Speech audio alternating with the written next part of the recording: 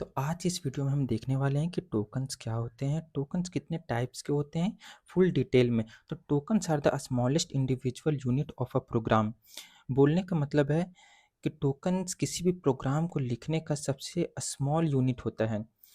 इसका मतलब है जैसे हम किसी भी सेंटेंस को लिखने के लिए वर्ड्स का यूज करते हैं, वैसे किसी भी प्रोग्राम को लिखने के लिए हम टोकन्स का यूज करते हैं। ठीक है, तो आगे देखते हैं।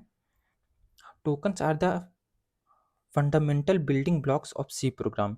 Tokens are fundamental building blocks of C program. Fundamental building blocks बोलने का ये मतलब है, जैसे हम किसी भी बिल्डिंग को बनाते हैं तो उसमें सबसे छोटा उसका जो यूनिट होता है वो क्या होता है, एक ब्लॉक होता है, एक ईंटा होता है। उसी टाइप से किसी भी प्रोग्राम को लिखने के लिए जो सबसे छोटा यूनिट होता है, जो उसका ब्लॉक होता है, वो टोकन्स होता है। ठीक है, तो आप समझ गए होंगे कि टोकन्स हम किसको बोलते हैं। अभी इसको और अच्छे से समझते हैं कि जैसे कि हम किसी भी प्रोग्राम को लिखते हैं या किसी भी वर्ड को लिखते हैं, जैसे कि हम हेलो लिख रहे हैं, तो हेलो में कितने ये कितने वर्ड्स का हुआ, 1 2 3 4 5। तो ये एक एक वर्ड का हमने यूज किया। तो ऐसे ही हम जब किसी भी प्रोग्राम को लिखते हैं तो उसमें जो सबसे छोटा छोटा यूनिट होता है उसी को टोकन्स बोला जाता है। ठीक है, तो अब आगे देखते हैं कि टोकन्स कितने टाइप के होते हैं। तो बेसिकली टोकन 6 टाइप के होते हैं। कौन कौन से टाइप्स होते हैं टोकन के? Keywords, identifiers, constants, operators, string literals, punctuators. Keywords C language में टोटल 32 कीवर्ड्स होते हैं। ठीक है, 32 कीवर्ड्स होते हैं।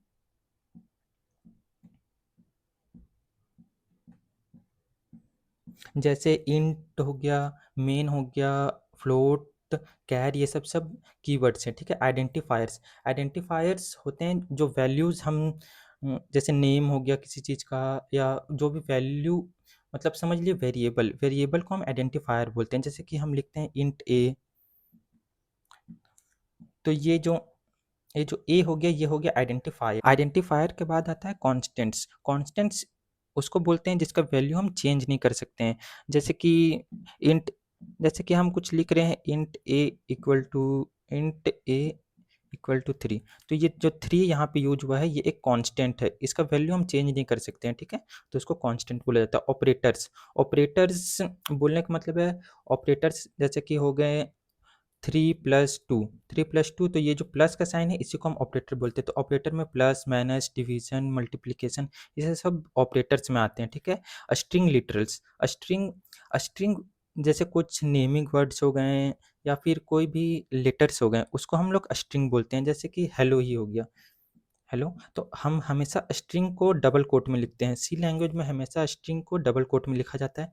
और यहाँ पे उसके बाद आ गया पंक्चुएटर्स क्या होते हैं? स्पेशल सिंबल्स होते हैं। स्पेशल सिंबल्स बोलने का मतलब है, जैसे कि हम सेमीकोलन यूज करते हैं, ये open curly braces, close curly braces, इनका यूज करते हैं। तो ये सब स्पेशल सिंबल्स हो गए, इन्हीं को पंक्चुएटर्स बोला जाता है।